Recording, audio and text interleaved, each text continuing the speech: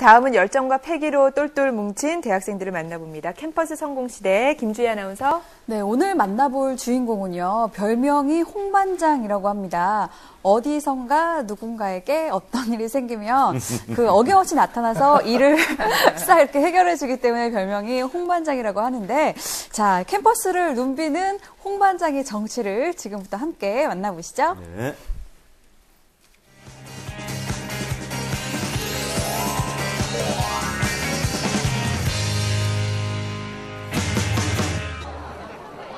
열심히 공부한 당신, 오늘은 마음껏 즐겨라.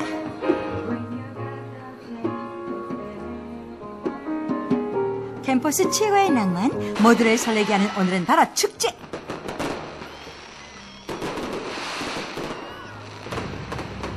재밌죠?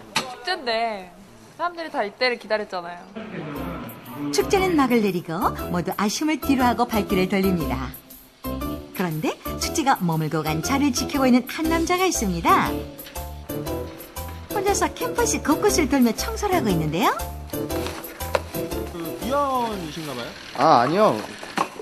청소부는 아니고요. 이 학교 학생인데요. 이 학교 학생이라고요? 네, 내일 아침에 왔을 때 깨끗한 학교가 있어야 학생들도 더 좋지 않겠어요? 그래서 하고 있죠. 삼육대 홍반장 전민석 씨. 누가 시키지 않아도 이 정도는 기본, 모든 일에 설선수범하는 열혈 청년입니다. 집에 언제 가게요? 글쎄요, 좀 깨끗해지면? 다음 날 캠퍼스를 다시 찾았는데요. 민석 씨를 만난 곳은 사회복지학과 강의실입니다. 남을 위해 배려하는 마음씨처럼 사회복지에 남다른 관심을 갖고 있습니다. 주변에 여자들이 좀 많은 편이죠. 교실에 와가지고 수업 같은 거 할 때도 앞에 와서 열심히 하자 막 이렇게 좀 이끌어주는 리더십 같은 모습에 그런 게 좀 남자다워서. 대학에서는 최초로 그 케냐 나이로비 봉사활동을 떠나는 거죠. 민석 학생이요? 네, 민석 학생이요. 봉사하고 나누는 데 앞장서고 있는 민석 군을 나눔 장학생으로 추천을 해서 매학기 장학금을 받아왔습니다. 주변 사람들을 돕는 성격 덕분에 성적 장학금보다 더욱 값진 장학금을 받는다고 하는데요. 눈에 보이는 것은 바로바로 실천에 옮겨야 직성이 풀리는 성격. 어쩌면 저렇할까 싶은 일이 그에게는 그저 당연한 것입니다. 저희도 소문 있잖아요. 네? 저희도 소문 있잖아요. 못하는 거 아니잖아요. 생활화된 봉사활동, 여기에는 다 그만한 이유가 있다고 하네요. 저희 어머니가 미용실을 하시는데요. 어르신분들이 전화가 오시면 모시러 갔다가 와서 뭐를 해드리고 다시 보내드리고 그렇게 하셨었거든요. 근데 저는 그걸 어렸을 때부터 봐왔기 때문에 그 당연한 거라고 생각을 했어요. 항상 지켜줘야 되고 강자가 보호해줘야 되는 사람이라고 인식을 하고 자란 거잖아요. 근데 사회적으로는 절대 그렇지 않았어요. 뭐 노인분들이, 어르신분들이 뭐 버스를 타려고 하실 때 보면 학생들이 오히려 싫은 내색을 보이고. 자신이 어머니를 본받았던 것처럼 누군가도 자신을 보며 영향을 받을 거라 생각한 민석 씨.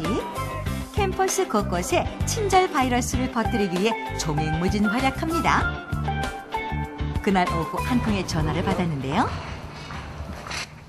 그래? 몇 명이나 왔는데? 어디선가 누군가에 무슨 일이 생기면 출동. 하고 있는데 사람이 없어요. 큰일 났네. 좀 어떻게 해주세요. 잠시 후 봉사활동에 대한 강연이 열릴 예정인데 학생들이 모이지 않아 행사가 지연되고 있는 상황입니다. 식사하시러 가시는 거면 조금 있다가 교육 좀 받고 가시면 안 될까요? 민석 씨의 바람과는 달리 점심시간에 이뤄지는 강연이라 학생들은 모두 밥을 먹으러 가는데 먹은 사람들은 찾아야 돼. 학생 여러분, 저 죄송한데요. 사람이 너무 없어서. 학생들이 봉사활동 강연을 듣게 하기 위해 다양한 노력을 펼치는 민석 씨. 하지 마시라고. 하지만 학생들도 강연에 가지 못하는 나름의 이유가 있었습니다. 고마운데요. 저희가 이제 중간고사가 곧 있어서요. 못 들으러 갈 것 같아요. 중간고사 범위 진도 나가는데 그 부분에 빠져서 문제가 생긴다면 저 강연 들어서 저한테 도움 되는 거 보다 그게 더 큰 손실이라고 생각을 해요.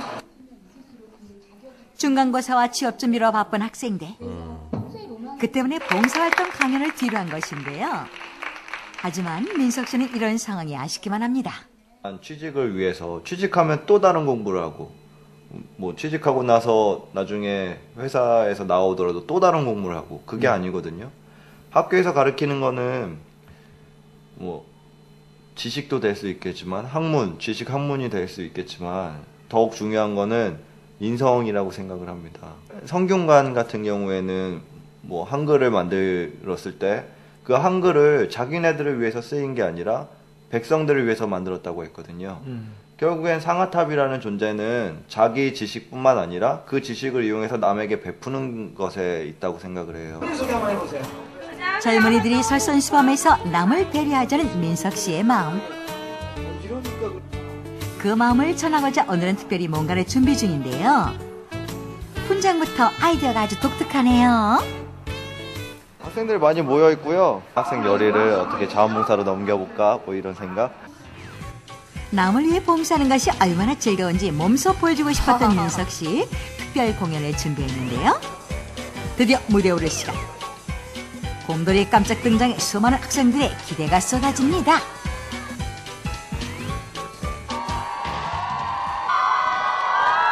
분위기 업 시키는 데 성공?